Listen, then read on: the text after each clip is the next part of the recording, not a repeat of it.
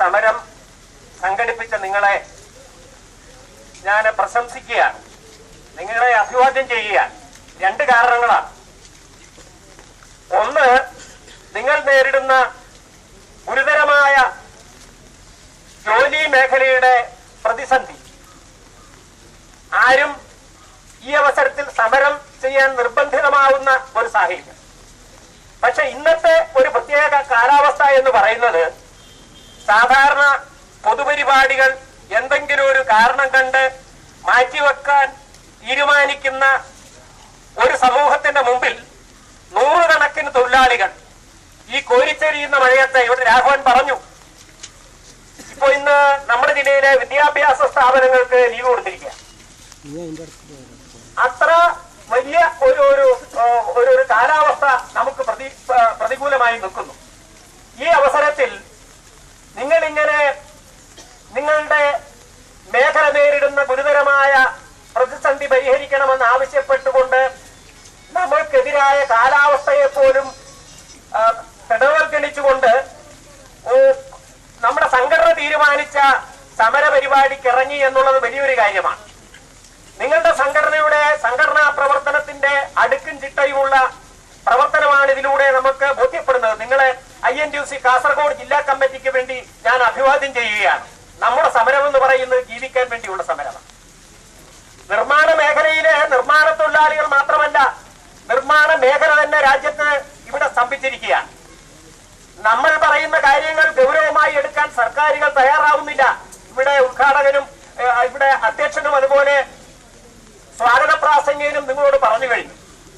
അസംഘടിത മേഖല നേരിടുന്ന ഈ പ്രതിസന്ധിയിൽ ഗവൺമെന്റ് സംഘടിത മേഖലയിലെ തൊഴിലാളികൾക്കാണ് ഇതുപോലെ ഗുരുതരമായ പ്രശ്നം വരുന്നെങ്കിൽ ഇതിനു മുമ്പ് തന്നെ അവർ ഇടപെടുമായിരുന്നു. നമ്മളോട് ചോദിക്കാനും പറയാനും ആളില്ല എന്നൊരു സ്ഥിതിയിലാണ് സർക്കാർ നമ്മളെ കാണുന്നത്. അത് ഗുരുതരമായ പ്രശ്നം നമ്മുടെ നാട്ടിൽ ഉണ്ടാക്കും. ഈ മേഖല സ്തംഭിച്ചാൽ നിർമ്മാണ മേഖല മുഴുവൻ രാജ്യത്ത് സ്തംഭിക്കും. ഇവിടെ കെട്ടിടങ്ങൾ ഉയരില്ല, റോഡുകൾ നന്നാക്കാൻ കഴിയാത്ത സ്ഥിതി വരും. അങ്ങനെ എല്ലാവിധ നിർമ്മാണ മേഖലയും സ്തംഭിക്കുന്ന സ്ഥിതിവിശേഷം. ഇവിടെ അടുത്ത കാലത്ത് മണലിന്റെ പ്രശ്നം ഇവിടെ നമ്മുടെ പ്രസിഡന്റ് രാഘവൻ പറഞ്ഞു.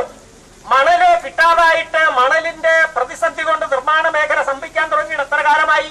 ശാശ്വതമായ ഒരു പരിഹാരം ഉണ്ടാക്കാൻ ഗവൺമെന്റുകൾക്ക് കഴിഞ്ഞോ? ഇവിടെ ഇപ്പോ കമ്പിക്ക് വില കൂടുന്നു, സിമെന്റിന് വില കൂടുന്നു, രാഘവൻ പറഞ്ഞതുപോലെ കരിങ്കല്ല് കിട്ടാനില്ല. ഇത് നമുക്ക് നിർമ്മാണ പ്രവർത്തനങ്ങൾ നടത്താൻ പറ്റും? നിർമ്മാണ പ്രവർത്തനങ്ങൾ നടത്തിയില്ലെങ്കിൽ നമുക്ക് ജീവിച്ച് മുന്നോട്ട് പോകാൻ പറ്റുമോ?